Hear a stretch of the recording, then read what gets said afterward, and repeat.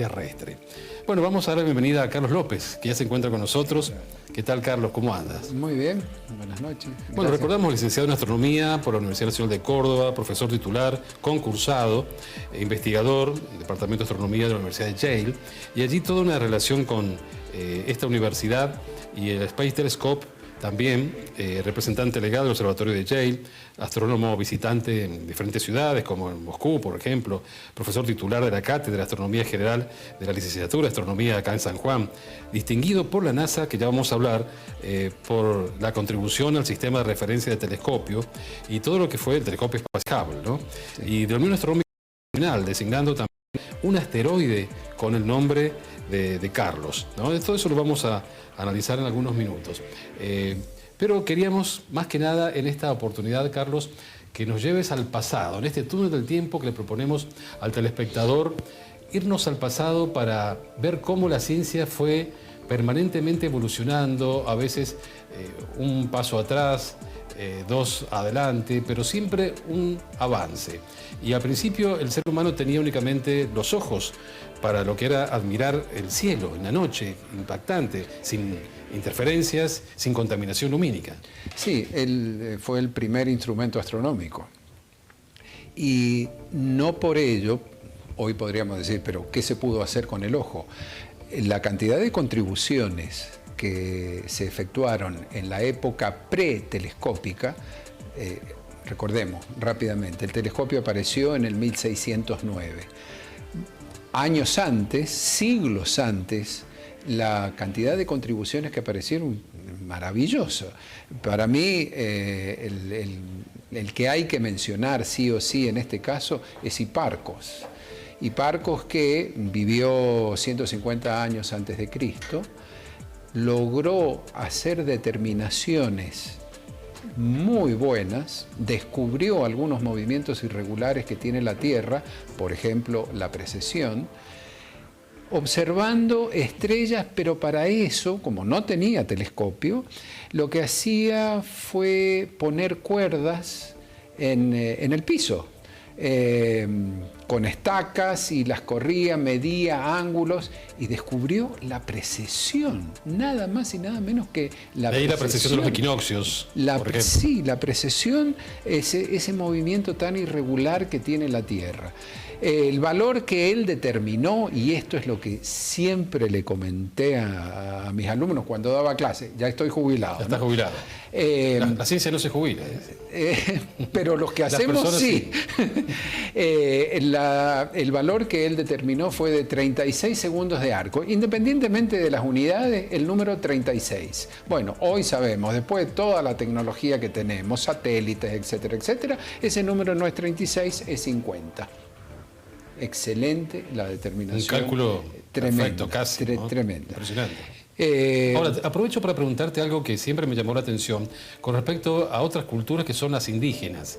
En México, los mayas, los aztecas, más arriba los incas, en Perú, siempre los grandes monumentos tienen algo que ver con el Sol, la Luna, Venus, y eran observadores, algunos dicen eran astrónomos, inclusive hay una especie de observatorio que le llaman Caracol en México, donde se decía que era hecho ese monumento antiquísimo para ver desde allí sin elementos, pero miraban desde allí el cielo porque, de acuerdo a los orificios, las ventanas, las aberturas que tenía ese caracol, ese edificio, era cómo podían observar en diferentes épocas del año los astros.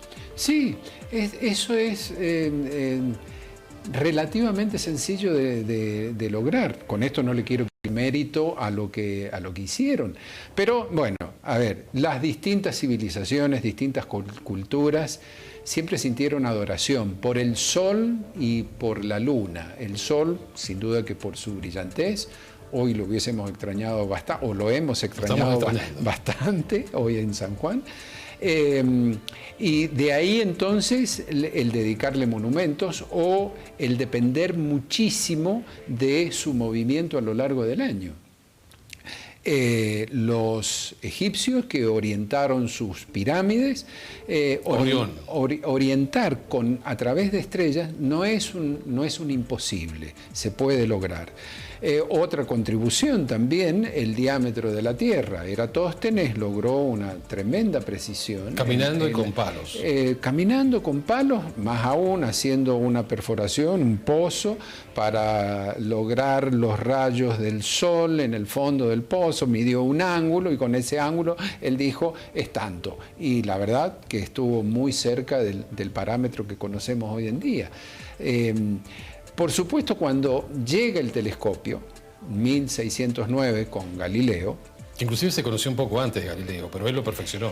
Él lo empezó a usar en la astronomía. La historia que, por lo menos la que conozco, es que en realidad empezó como un juego de niños, esto de disponer lentes. Y bueno, finalmente él se dio cuenta que si también jugaba con esas lentes, podía ver detalles en la Luna, descubre los satélites galileanos, las lunas, cuatro de las 90 y algo que tiene Júpiter, y empieza la astronomía a evolucionar de otra manera. ¿Por qué? Y porque ahora tiene un instrumento que permite ver detalles. Pero el elemento detector siguió siendo el ojo. Galileo observaba, sí, excelentes observaciones, pero él observaba con su ojo y hacía dibujos. O sea que la manera ahora de registrarlo es dibujando. Galileo hizo observaciones del Sol. Tal vez, esto es interpretación mía, tal vez por eso él muere prácticamente ciego, por haber estado observando el Sol con un telescopio, cosa que jamás hay que hacer, sobre todo si uno pone el ojo. Y bueno, ese periodo de telescopio más ojo duró, o va desde el 1609 prácticamente hasta hacia fines del siglo XIX. En el 1887 hubo una reunión en París, en el Observatorio de París, proponiéndole a la comunidad astronómica internacional la realización de se llamó catálogo astrográfico, fotografiar todo el cielo, desde el Polo Norte hasta el Polo Sur. Participaron muchos observatorios, participó el Observatorio Astronómico de Córdoba, entre otros tantos. El que fundó Sarmiento. El que fundó Sarmiento, sí. Y ahí hay una cosa que es muy interesante de, sí, la astronomía como ciencia y demás, pero se nutre de telescopios y aparece la placa fotográfica. Y ese primer paso en la fabricación de telescopios más placas fotográficas lo empieza a dominar Francia. Y ahí prácticamente los observatorios que querían participar de ese megaproyecto que fue el catálogo astrográfico, le tenían que comprar a Francia el telescopio y las placas fotográficas. Estados Unidos participó en esa reunión de 1887, pero en realidad medio que los dejaron de lado. De todas maneras, hacerle eso a Estados Unidos no es gratis. Es una provocación, prácticamente. Totalmente. Estados Unidos empezó a desarrollar placas fotográficas para usar en cualquier tipo de telescopio. Por lo tanto, este negocio que tal vez vieron los franceses duró poco. Claro. Duró poco y ya prácticamente cualquier telescopio podía tomar placas fotográficas, a tal punto que en la producción de placas fotográficas para uso astronómico y hubo una sola empresa que fabricaba ese elemento, creo que se la puede mencionar porque ya no existe, que fue la Kodak. Sí. Y bueno, la placa fotográfica, que fue el elemento detector por excelencia desde más o menos 1887 y hasta 1995, una cosa así que ya empieza a decaer, hacia los 80, principios de los 80 empiezan a aparecer los detectores electrónicos, las famosas cámaras SD que hoy tienen un celular. y se empiezan a usar en astronomía, que en realidad el desarrollo tecnológico fue un desarrollo militar de Estados Unidos, pero bueno, se vio la aplicación que podía tener en astronomía, y es así como hoy nadie usa una placa fotográfica para un estudio astronómico. En primer lugar, porque no hay. Dejaron de fabricarse hace varios años. Acá en el caso particular de la Estación Astronómica Carlos Ulrico Sesco, la placa fotográfica se estuvo utilizando hasta febrero del año 2000. En marzo del 2000 pude participar en esa transformación. En el telescopio astrográfico doble se desmontó toda la parte fotográfica y se reemplazó por cámaras CCD, cámaras electrónicas, y a partir de ahí, bueno, se continuó con la observación utilizando este tipo de detectores. Las placas fotográficas siguen existiendo, es decir, las que se expusieron, y hoy son una fuente de información muy importante. ¿Por qué? Porque ¿qué hace la fotografía en astronomía? Congela el tiempo. Bueno, la fotografía también en general, nosotros, ¿no es cierto? El cielo es importante que en un momento dado... Pero es el cielo en ese instante. Así estaba la disposición de estrellas, los objetos que en ese momento fueron registrados en la placa fotográfica. Por lo tanto, nos permite, de alguna manera, bueno, ver dónde estaba tal o cual estrella hace 50 años, 100 años en algunos casos. Hay una colección de placas fotográficas muy importante que se tomaron en Córdoba a principios del siglo XX, 1910, 1915, por ahí, de cúmulos de estrellas. Y hoy eso es un material buenísimo porque nos permite estudiar los desplazamientos que han tenido las estrellas de ese cúmulo. De todas maneras, con las misiones espaciales, entre ellas el mismo telescopio espacial y otros satélites más enfocados y dedicados a la posición de las estrellas y del cambio de esa posición con el tiempo, las placas fotográficas sí están quedando un poco ya en el olvido. Porque hay otro tipo, otra manera de conseguir esa información, librando una cobertura de cielo muy buena, y no solamente en la calidad, sino en la cantidad de estrellas que se pueden observar.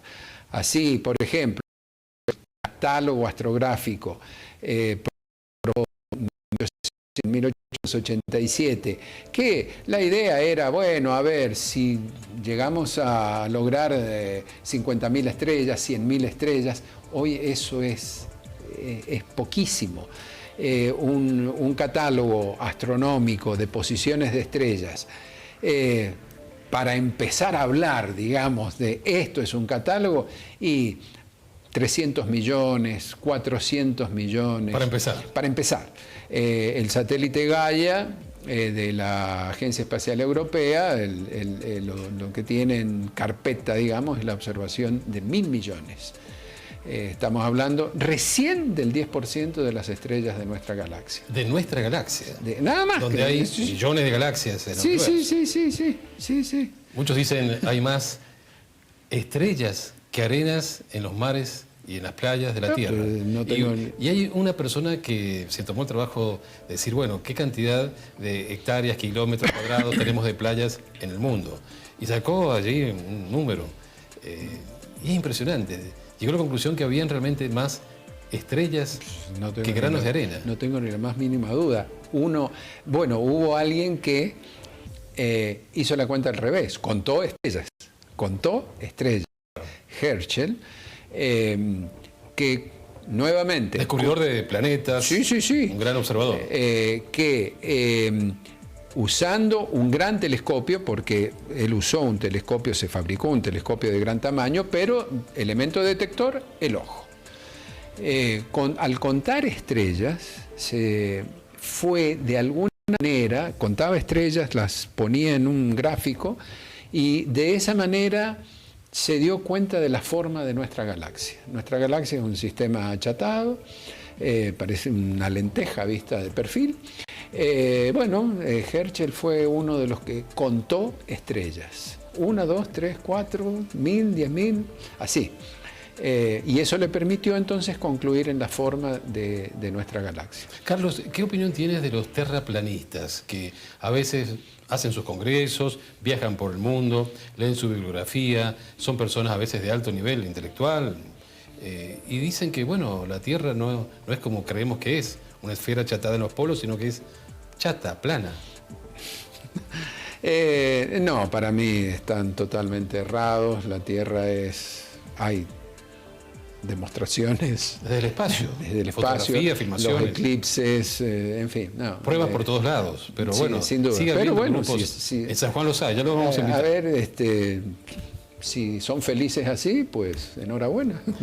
¿Cómo cambió la vida del astrónomo de aquella época romántica de mirar con el propio objeto, el telescopio, noches heladas aquí en San Juan por lo menos? Yo me acuerdo haber conocido los equipos, los trajes que ustedes se ponían en la noche. Yo parecían usé astronautas. Sí, sí. Y bueno, ¿cómo es ahora la vida del observador directamente? Curiosamente ahora no es necesario ir al telescopio. Se puede observar desde la casa. ¿Está? Con la máquina, con la computadora, pero no perdió allí todo ese encanto que tenía el cielo arriba. Si estás haciendo astronomía profesional, porque estás siguiendo estrellas, querés descubrir algo y demás, la astronomía no es tan romántica. Es en el momento de una observación, siguiendo algún proyecto de investigación específico, está el telescopio funcionando, estamos hablando de telescopios profesionales, es un ruiderío bárbaro porque el telescopio tiene motores, tiene un ruidito característico que es lo que se llama el tracking del telescopio, que es, o sea, el seguimiento que tiene el telescopio. Experiencias personales, digamos, habiendo permanecido casi 40 años en la estación Chesco, al telescopio uno llega a conocerle los diferentes sonidos que emiten los motores, es decir, ese es el motor que me permite mover el telescopio norte-sur y el otro es el que mueve el telescopio este-oeste y ese ruidito es del tracking. ¿Qué pasó con el tracking que no se conectó o se desconectó? No solamente porque uno empieza a ver que las estrellas pasan y no las sigue el telescopio, además siempre presionado por el tiempo. Si bien el cielo, tenemos todo el cielo a disposición, desde el punto de vista instrumental no es tan así. ¿Por qué? Porque el telescopio tiene zonas en las que se puede mover y hay zonas del cielo en las que conviene observar.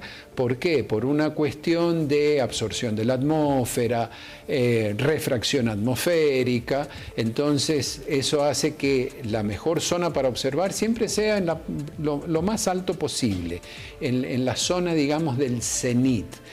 Por otra parte, si yo quiero observar algo que está muy en el horizonte, el telescopio no me lo va a permitir. ¿Por qué? Porque tienen una serie de, se llaman switch o llaves de fin de carrera. Es decir, son posiciones prohibidas para el telescopio. ¿Por qué prohibidas? Porque pone en riesgo al instrumento. Claro. Entonces, es exigirle demasiado la ubicación. Eso no se puede hacer y por lo tanto, bueno, esa zona habrá que esperar. En algún momento se la podrá observar, pero probablemente esa noche no es el periodo adecuado o el momento adecuado.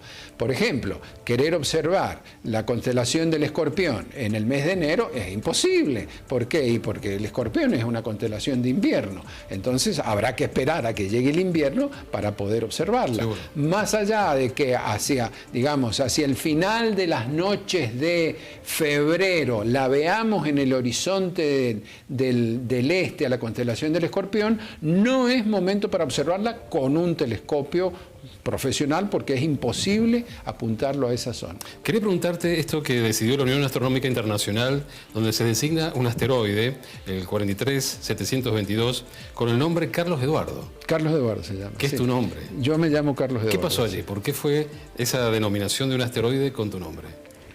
Bueno, no soy el único acá en San Juan que tiene un asteroide. Espero que la Dirección General de Rentas no se entere porque una de esas me cobran el impuesto inmobiliario. Bueno, en realidad sí fue, por supuesto, sumamente halagador, ¿no? Un cariñito al alma, como se dice por ahí. Un reconocimiento científico internacional. Sí. La justificación es por mi contribución a la observación de asteroides en general, trabajo que realicé acá con la colaboración de todo el personal que trabajaba en el observatorio, y al decir el personal del observatorio no solamente me refiero a los ayudantes en la noche con el telescopio, sino también a las cocineras que nos hacían un rico plato de comida, el personal de maestranza, que es lo que hace que se mueva una institución así. Desde que yo llegué a San Juan, que me incorporé a la Universidad Nacional de San Juan, marzo de 1980, me dediqué bastante a la observación de asteroides, aparte del programa que teníamos con la Universidad de Yale. Bueno, fue así como, digamos, logramos determinar la posición de muchísimos asteroides, y hubo uno, no sé si tenemos tiempo, una historia de contar que la Unión Astronómica Internacional, una comisión que se dedica al seguimiento de asteroides o al archivo de las observaciones de asteroides, había emitido lo que se llama alerta internacional. Es decir, hay necesidad de observar este asteroide esta noche. Eso es una alerta internacional. Y era un asteroide que lo teníamos justo en nuestra zona. Viajé especialmente ese día al observatorio Chesco, llegué, no sé, sobre el mediodía, y más nublado no podía estar. Muy, muy nublado, y bueno, y eran las 3 de la tarde estaba nublado, las 6 de la tarde estaba nublado, las 9 de la noche estaba nublado, y esa fue la noche que le vendí el alma al diablo. ¿Qué pasó? ¿Se despejó? Se despejó alrededor de la medianoche, más o menos, que era el momento en que podíamos empezar a observar el asteroide. Un asteroide que se movía muchísimo. Jamás en los años que llevaba yo en el observatorio había visto un asteroide o había observado un asteroide con un desplazamiento tan grande. Bueno, pudimos observarlo. El informar sobre la observación de un asteroide, la posición que tiene un asteroide, no solamente es la observación, sino también después decir algo sobre cómo se está moviendo ese asteroide. Bueno, hicimos las observaciones durante la noche mientras pudimos, porque el asteroide se desplazaba muy rápidamente hacia el hemisferio norte. Procesamos toda la información que habíamos obtenido, y alrededor de las 9 de la mañana, que seguía despejado, mandamos toda esa información a este centro internacional que está en el estado de Massachusetts, en Estados Unidos. ¿Y cuál fue, digamos, la gran satisfacción? Fuimos los únicos en el mundo en observar ese asteroide esa noche. ¿Por qué había tanta preocupación en que se lo observara? Porque ¿Era peligroso?